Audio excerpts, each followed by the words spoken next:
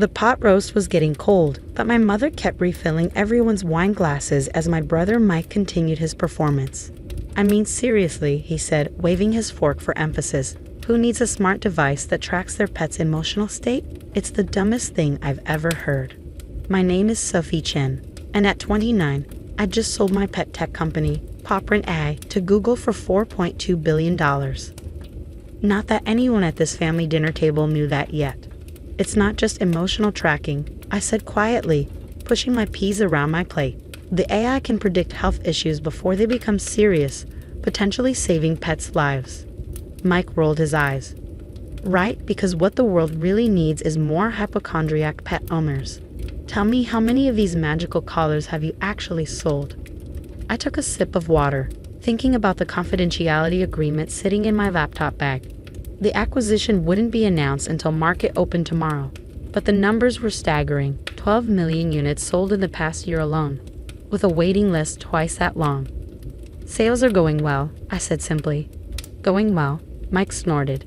"Is that why you're still driving that beat-up Honda and living in that tiny apartment? Face it, Sophie, you should have stayed in investment banking like me. At least then you'd have something to show for all those genius grades you got in college." My father cleared his throat uncomfortably. "Mike, maybe we should." "No, Dad, someone needs to give her a reality check," Mike interrupted.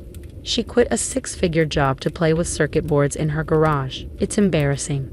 The garage he was referring to was actually a state-of-the-art R&D facility where my team of 50 engineers had revolutionized veterinary care through artificial intelligence. But Mike had never bothered to visit, so he wouldn't know that. "How's the merger going at your bank?" I asked, changing the subject. Mike had been bragging for months about a deal he was leading. His face darkened slightly. "It's proceeding. There are some complications with the numbers, but we'll sort it out." What he didn't know was that I knew exactly why his merger was struggling. My company's AI technology had caught the attention of every major tech giant, and during the acquisition talks, I'd gotten an inside look at various industry dynamics. Mike's bank was trying to merge with a failing institution, hiding bad assets through creative accounting. It would all come crashing down soon. "I'm sure you will," I said, taking another bite of now cold pot roast. 3 years ago, when I first left banking to start Pawprint, Mike had been the loudest critic. "Banking is real business," he'd said. "This pet project of yours is just a waste of your education." What he never understood was that my banking experience was exactly what had prepared me to build Pawprint. I saw how traditional industries undervalued innovation, how they missed opportunities right in front of them. While Mike was pushing papers and inflating numbers, I was creating something real. The idea for Pawprint had come from watching my cat, Luna, get sick. By the time I noticed something was wrong, the cancer had spread too far. If only I'd known earlier, if only there had been some way to detect the changes in her behavior and health before it was too late. That's when it hit me. Pets can't tell us when something's wrong, but their bodies and behaviors give off signals long before visible symptoms appear. If we could capture and analyze that data through AI, we could revolutionize pet healthcare. My mother's voice pulled me back to the present. "Sophie, honey, maybe Mike has a point. You're not getting any younger, and that apartment of yours." I thought about the beachfront house I just bought in Malibu, the one I'd move into after tomorrow's announcement.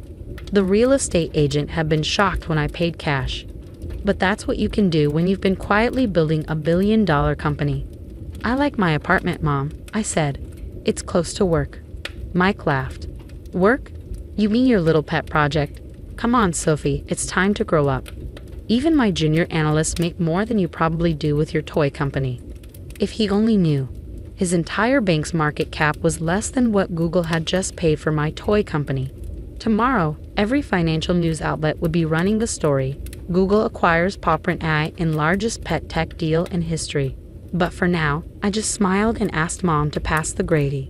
After dinner, as everyone moved to the living room for coffee, my phone buzzed. A text from David, my lead engineer. "Everything's set for tomorrow. Google's press release is ready to go. You sure you don't want to tell your family tonight?" I looked over at Mike, who was holding court about his latest luxury car purchase. "Some surprises are worth waiting for," I texted back. My father caught me in the kitchen as I was helping Mom with dishes. "You okay, sweetheart?" Mike was pretty harsh tonight. I dried a plate, thinking about all the times Dad had encouraged my curiosity. Bought me electronics kits when I was little, defended my decision to study both computer science and finance in college. "I'm fine, Dad," I said. "Actually, you might want to watch the business news tomorrow morning. Could be interesting." He gave me a curious look but didn't press further. Dad had always been good at keeping secrets. As I drove home that night in my beat-up Honda, which I kept because it was the last gift Luna rode in before she passed, I thought about how everything would change tomorrow. The money didn't matter so much.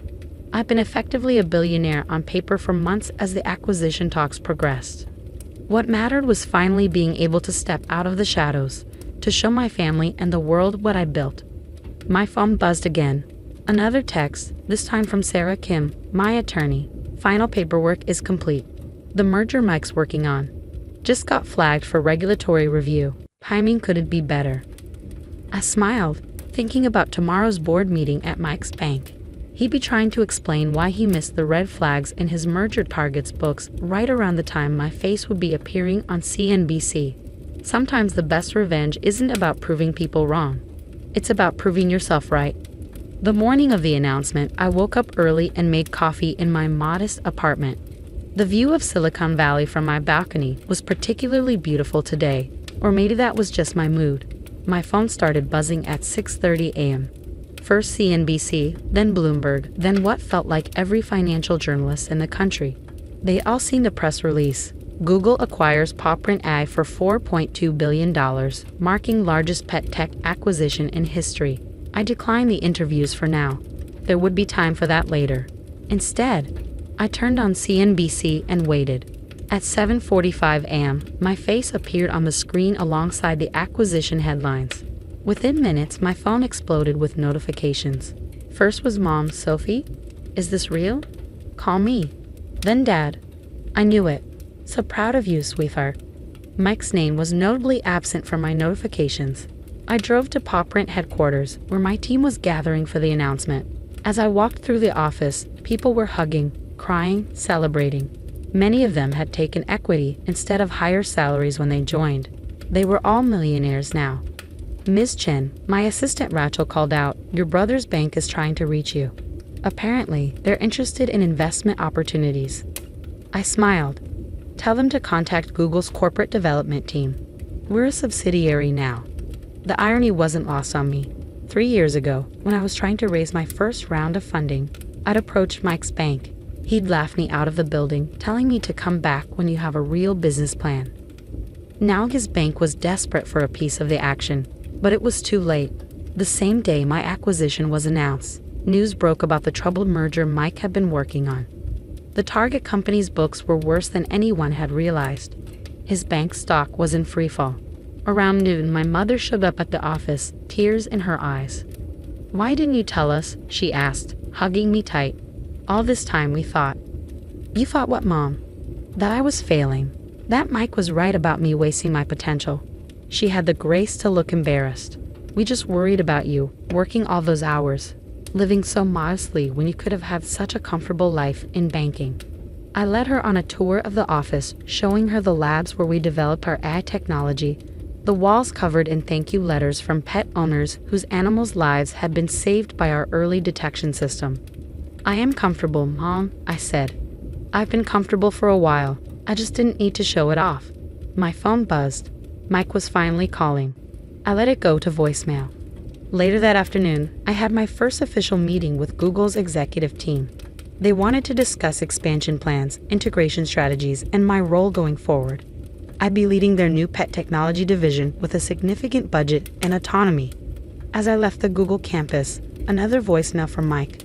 "Sophie, we need to talk. This merger situation. I could really use your help. Your exit is all anyone's talking about. Maybe you could put in a good word with some investors." I thought about all the family dinners where he belittled my work, all the times he dismissed my company as a cute hobby. Now he wanted my help. When I got home that evening, I found him waiting in my building's lobby. "How did you get in here?" I asked, though I knew the answer. He was still my emergency contact. Something had need to change. "Sophie, please," he said, following me to the elevator. "My career is on the line here." The merger's falling apart. Our stock is tanking, and you're suddenly the golden child of Silicon Valley. You have to help me." I turned to face him. "Have to? Like you had to mock my ridiculous gadget at dinner last night? Like you had to tell everyone I was wasting my life?" "I was wrong, okay," he snapped. "Is that what you want to hear? You're the brilliant one, the successful one. Now can we talk about how you're going to help your brother out of this mess?" We reached my floor, and I stepped out of the elevator. "No, Mike, we can't. Because this isn't about brilliance or success. It's about respect. You never respected me, my work, or my choices. You thought success only looked one way, your way. Now you're learning otherwise, and that's a lesson you need to experience fully." "What are you saying?" "I'm saying good luck with the merger, Mike. I hear Google's corporate development team gives excellent feedback on due diligence practices. You might want to look into that." I closed my apartment door on his protests, finally checking my other messages. The acquisition had made me the youngest self-made female billionaire in tech. Magazine covers were already being planned. Speaking requests were flooding in. But what made me happiest was an email from a pet owner in Ohio. "Your device caught my dog's heart condition 3 months before any symptoms showed. The vet says if we'd waited, it would have been too late. You saved his life. Thank you." I clicked over to my real estate agent's website, looking at the Malibu house I bought. The movers were coming next week. Maybe I'd invite the family over for dinner once I was settled. Show them what their failing daughter had really been up to all these years. But first, I had a company to run and lives to save. Success, I was learning, wasn't about proving others wrong. It was about staying true to your vision, even when nobody else could see it. 2 months after the Google acquisition, I sat in my new Malibu home, watching the sunset over the Pacific. The house was everything I dreamed of. Modern, spacious, with a dedicated room for Luna's old things and a wall of thank you letters from PopRent users. My phone buzzed, another text from Mike. "The merger's officially dead. Board meeting tomorrow to discuss leadership changes. Please, Sophie, I need your help." I set the phone down without responding. Mike's bank had lost billions on the failed merger, and heads were rolling. According to industry gossip, his position was particularly precarious. The doorbell rang. It was Mom and Dad coming for their first visit to my new home. "Oh, honey," Mom gasped as she walked in. This is incredible." Dad just smiled, walking straight to my wall of letters. "These are what matter, aren't they?"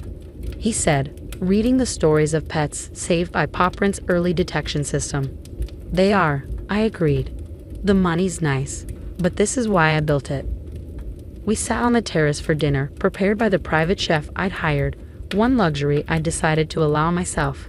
As we ate, I could see Mom struggling with something. "Mike's in trouble, isn't he?" she finally asked. "His choices put him there, Mom, not me. But you could help him. With your connections now." I set down my fork. "Mom, do you remember last Christmas? When Mike spent the entire dinner telling everyone how I was throwing my life away? How I'd never amount to anything in real business?" She nodded slowly. "The whole time he was saying that, I was in final negotiations with Google. I was already worth billions on paper. But instead of telling him that, I sat there and took his abuse. Do you know why?" "Why?" Dad asked quietly. "Because I wanted to see who he really was.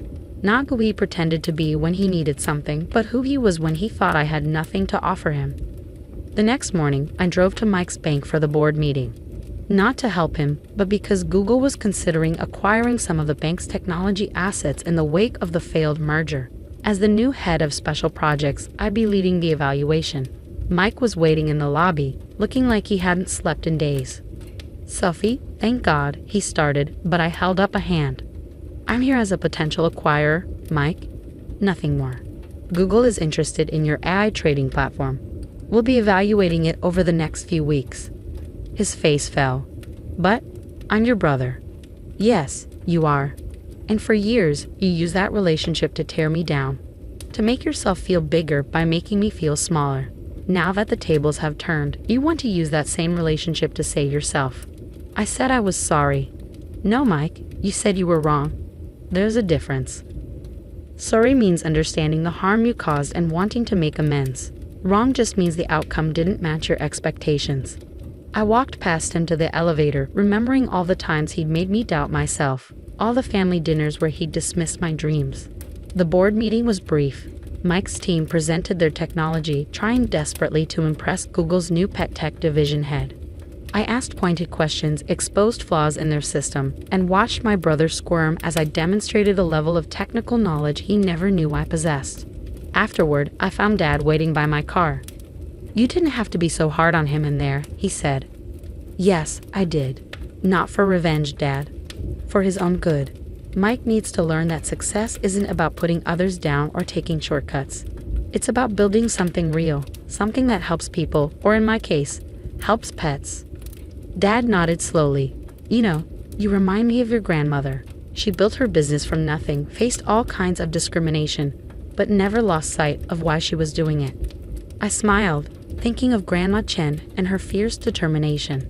She'd been the first to invest in PopRent, writing me a check and saying, "Make something that matters." That evening, I sat in my home office, reviewing acquisition proposals for Google. Mike's bank's technology wasn't worth buying. Too many corners cut, too much emphasis on flash over substance. Just like Mike himself. My phone buzzed one last time. Mike again. "I get it now. I really do. I'm sorry, Sophie. Not because I was wrong, but because I hurt you. Can we talk? Really talk?" I stared at the message for a long time, thinking about family and forgiveness and what really matters in the end. "Coffee tomorrow," I texted back. "My office at Google. Let's start over." Because sometimes success isn't just about proving yourself right or others wrong. Sometimes it's about showing others a better way forward, even if they have to fall first to see it. As I looked out at the ocean, I thought about Luna, whose illness had inspired all of this. On my desk sat her old collar, now retrofitted with the latest version of PopRent's technology. It wouldn't bring her back, but it was saving thousands of other pets every day. That's what real success looks like. Not the house for the billions or the headlines, but the lives changed for the better. Even if some of those lives belong to people who once doubted you.